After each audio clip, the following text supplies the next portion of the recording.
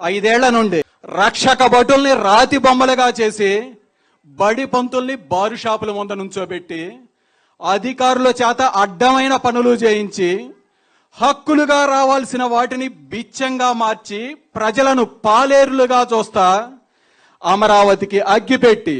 పోలవరాన్ని పాతిపెట్టి ఋషికొండని అనకొండలా చుట్టేసి బూతు భాషని అధికారగా భాషగా మార్చి అన్యాయమే చట్టంగా అణిచివేతే పాలనగా దోపిడీనే లక్ష్యంగా పరదాల మధ్య తిరగటమే పాలన అని చెప్పుకుంటా తిరుగుతుంటే వీటన్నిటి మీద ప్రశ్నించాల్సిన కొన్ని పత్రికలు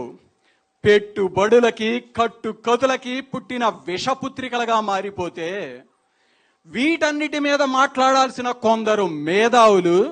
శాలువా మడతల్లో భుజకీర్తుల బిరుదుల్లో రంగు నోట్ల కట్టల్లో సేద తీరుతా ఉంటే